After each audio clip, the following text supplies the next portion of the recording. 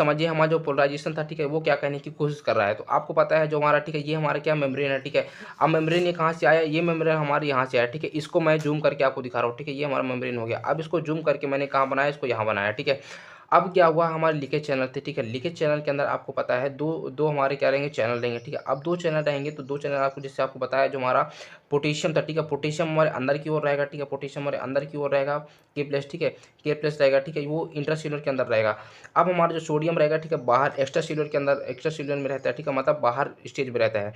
अब उसके बाद हमारे दो गेटेड चैनल होते हैं, ठीक है, एक सोडियम गेटेड चैनल होता है, एक हमारा पोटेशियम होता है, ठीक है। अब ये जो हमारा सोडियम होता है, ठीक है, ये कुछ स्पेशल वोल्टेज के द्वारा ही खोला जा सकता है, ठीक है। बाकी ये क्या रहता है, ये पूरी तरह से ये क्लोज रहता है, ठीक है। अब ये क्लोज रहता है, ठीक है। अब रेस्टिंग स्टेज में क्या होता है, हम आपको दिखाया कि -70 MB रहता है, ठीक है, मिली मेगावाट रहता है। अब ये समझना हमारा जो एटीपी था, ठीक है, एटीपी का काम क्या हुआ।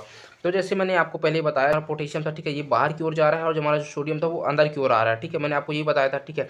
अब क्या हुआ, अब जैसे कि कंटिन्यूसली आते जा रहे हैं, ठीक है, जाते जा रहे, आते जा रहा, जाते जा रहा, ठीक है। अब आने और जाने के कारण क्या होगा, कुछ समय बाद ये क्या होगा, ये इक्वल हो जाएगा, ठीक है।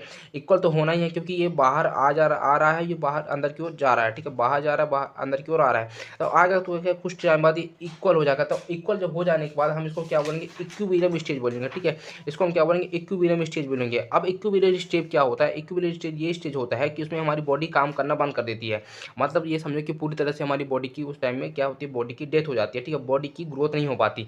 तो हमारा इक्विलिब्रियम स्टेज होता है, ठीक है। अब इक्विलिब्रियम स्टेज कैसे हुआ, हमारे ये आने और जाने के कारण, ठीक है, एक टाइम के बाद क्या हो जाएगा, इक्वल हो जाएगा। अब इक्वल हो जाएगा, ठीक है। अब ये हमारी जो बॉडी जैसे काम कर रही है तो अनइक्विलिब्रियम में काम कर रही है, ठीक है, मतलब ये अभी बराबर नहीं है। अब ये बराबर कैसे नहीं होता, अब आप समझना बराबर क्यों नहीं हुआ, क्योंकि जब हमारा एटीपी था, ठीक है, आपको पता है ये एनर्जी यूज करके क्या करती है, हमारे सब्सटेंसेस को मूवमेंट करने का काम करती है, ठीक है।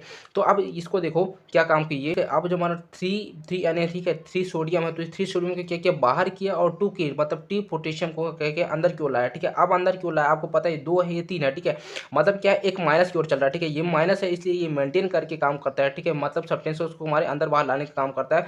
वो भी कैसे काम करता है, 3 जो सोडियम था उसको बाहर की ओर ले गया और जो हमारा 2 के था उसको अंदर की ओर लाया, ठीक है, मतलब ये क्या किया, अनइक्विलिब्रियम कर दिया, ठीक है, मतलब इक्वल नहीं कर रहा है। तो हमारा ये कौन कर रहा है, हमारा एटीपी फेस कर रहा है, ठीक है। अब हमारा रेस्टिंग मेम्ब्रेन में क्या होता है, जो हमारा आरएमपी होता है, ठीक है, -70 मिली मेगावाट में रहता है, ठीक है। तो आप आई होप अब ये समझ गए होंगे। जो हमारा ये लीकेज चैनल होता है, ठीक है, ये क्या होता है, एनर्जी नहीं लगाता, ठीक है, एनर्जी न लगाने के कारण ये लीकेज होते रहता है, ठीक है, पोटेशियम हमारी बाहर की ओर जाते रहता है और जो हमारा सोडियम है वो अंदर की ओर आते रहते हैं।